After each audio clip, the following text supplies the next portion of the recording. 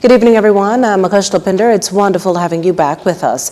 The defense certainly not taking it easy on the prosecution's primary witness, Jonathan Ash, who was back on the witness stand today. You see, he's the man from whom former cabinet minister Shane Gibson allegedly received $610,000 from while in public office. With the latest, here's our BJ McDermott. Another day of contractor Jonathan Ash being accused of lying, this time in telling the court that the $250,000 in bribes he paid to Deborah Bastian was to go to former cabinet minister Shane Gibson. Citing Ash's police statement in court, lead defense attorney Jcntvnews QC read, quote, "Bastian said she needed $250,000 and I told her she got to be joking. I picked up my phone to call my daddy and she said, I can't pick up my phone in here." When asked in court if in his second statement he ever said Bastian said she needed $250,000 for Gibson, Ash said yes in context, but not in those exact words. Ash added that in the parking lot following the meeting with Bastian and Gibson, the former said she needed $250,000 in order for him to receive his payment. This as the government was behind in paying him.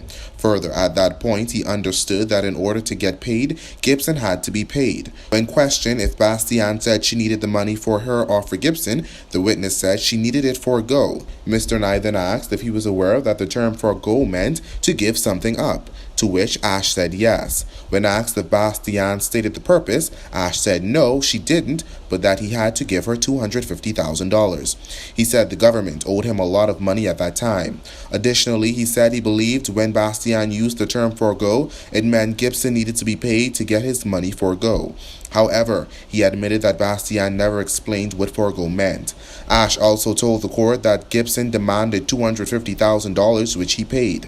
Mr. Knight then asked, when did Gibson make the demand?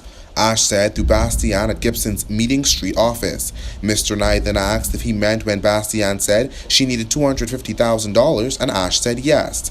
It was then that a defense attorney accused Ash of lying, to which the witness answered, "I am not a liar, sir. The record speaks for itself."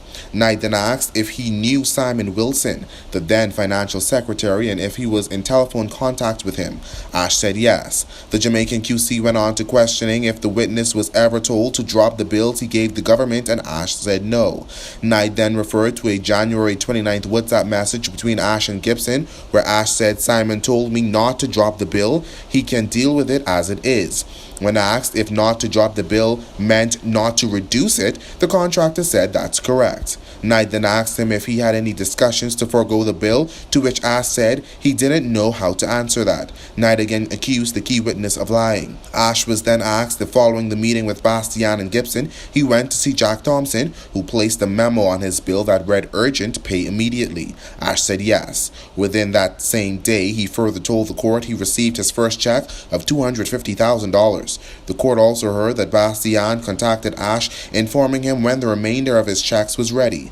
Ash received 4 $250,000 checks. Court resumes Tuesday at 10 a.m.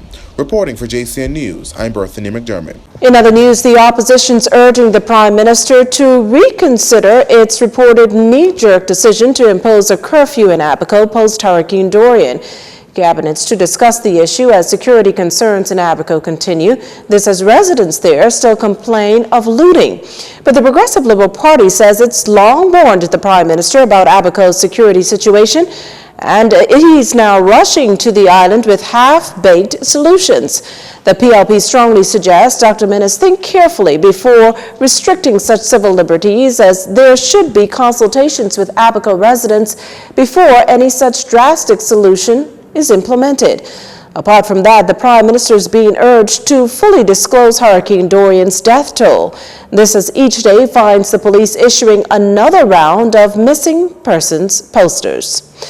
Meantime, the government appointing someone to assist RBDF Tellers Bethel in discharging his duties. Dr. Raymond E. King today assumed the role of Deputy Commander. The position calls for him to have oversight of the Defense Forces operations on both Abaco and Grand Bahama post-Dorian.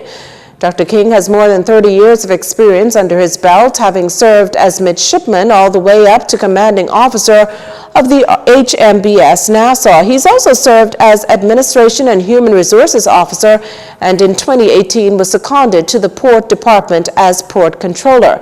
That position will now be assumed by Lieutenant Commander Byrne-Wright. Princess Margaret Hospital's Chief Medical Officer confirming that all 49 of the students airlifted to the capital from Fresh Creek Andros on Friday following a suspected case of carbon monoxide poisoning have been discharged. Health Minister Dr. Dwayne Sants recently expressed both pride and gratitude to the various agencies that collaborated to swiftly respond to the incident, namely the clinic staff in Fresh Creek, the U.S. military at Otech, air evacuation and medical emergency teams, PMH medical teams, its patient advocate group, South Beach Health Center staff, and the Ministry of Education. You're watching JCN News. Stay with us. This segment of the news was brought to you by Alive.